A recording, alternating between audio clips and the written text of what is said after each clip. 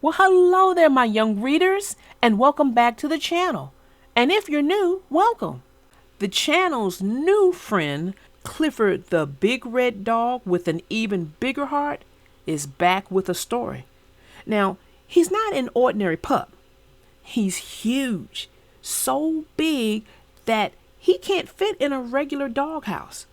But what makes him truly special isn't his size, it's his kindness, his loyalty, and all the fun adventures that he shares with his best friend, Emily Elizabeth.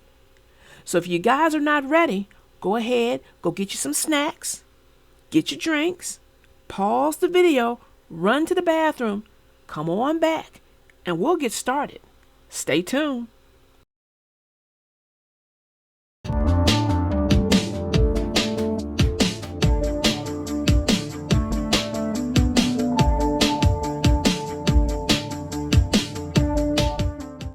The name of this story is called Clifford and the Grouchy Neighbors by Norman Bridwell. Do you like dogs? I'm Emily Elizabeth, and my dog is named Clifford.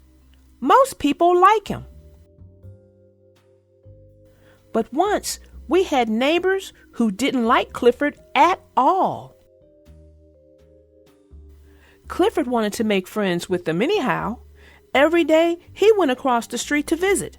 The neighbors acted as if he wasn't there. Clifford isn't perfect. He scratches himself, as all dogs do. Sometimes his fur would blow into the neighbor's yard. They didn't like that. And sometimes Clifford snores at night. Even a little snoring bothered them. But Clifford liked them. He liked to listen to the woman singing. Once he sang along.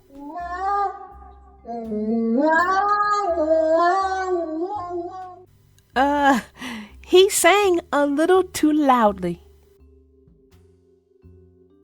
Clifford couldn't seem to do anything right. When he sat by the fence, the man complained that Clifford blocked the sun from his plants. One day, Clifford noticed that the tree blocked the sun too. He took care of the tree for the man. But the people were not pleased. Clifford had to put the tree back. After that, I told Clifford to stay away from the neighbors. We saw them at the shopping mall. We didn't go near them. Then Clifford saw their shopping cart roll away while they opened their car. He tried to stop the cart. What a mess. Poor Clifford. Poor people. I told Clifford to never go near the neighbors again. Clifford stayed on his side of the street. He would sit and watch the man feed the birds.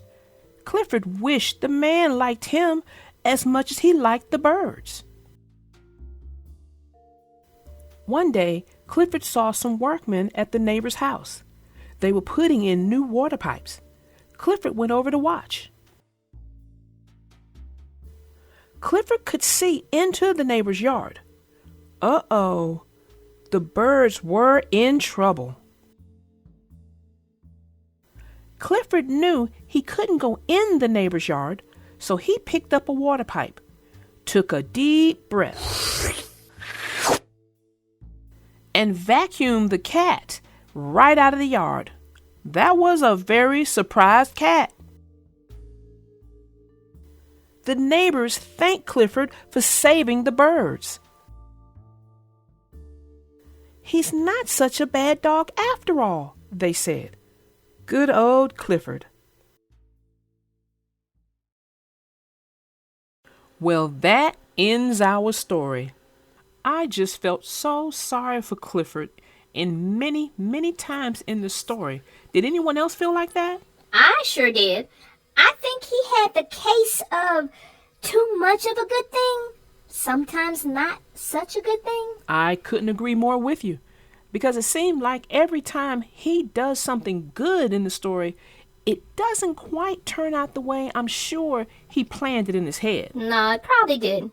But the thing about it is, those neighbors that are dubbed grouchy neighbors, they seem a little bit more than just grouchy. They just seem like they just didn't like Clifford. No, they did not. And you know what? I also suspect that around their yard that has the signs "No Dogs," I think that is specifically for Clifford. Because there are no other dogs in this story. No, there is not. And it seemed like every little thing that Clifford did, it just annoyed them to no end. The one that got me was when Clifford was scratching himself. How many dogs do you know scratch themselves? And depending on the type of dog, the fur, it does what it does. It flies. And because Clifford is so big, it's gonna fly everywhere. And unfortunately for them, it flew into their yard. Yes, it did. But the one that got me, that when I saw it, I just could not help myself. I cracked up. My funny bone just fell apart. When Clifford heard the lady singing and he tried to do the same thing. How many of you all have seen videos on YouTube or wherever where dogs are singing or trying to sing? Yes. It's hilarious. I've seen it, and unfortunately, when Clifford does it, because he is so big, everything he does, he's like Texas. Everything is done big, and it's through no fault of his own. But unfortunately, because I guess he can hit notes that glass can't seem to take, they shatter, they crack. That was just hilarious to me. It was hilarious to me too. When I saw that one, that was just like, what? I literally had to rewind and play it again because it did crack me up. And she looked like, oh my God, what just happened? And I bet right after she thought that, she then immediately thought, Clifford, I bet that was that doggone dog again. And you know that's what she did. But the sad part in this story for me was when they were in the shopping center. And Emily Elizabeth told Clifford, don't go near the neighbors. Leave them alone. And that, I'm sure, is what Clifford planned to do. But when he saw that cart get away from him, his thought, and I'm sure it was, to stop the cart and help them by stopping the cart. He just didn't think past that.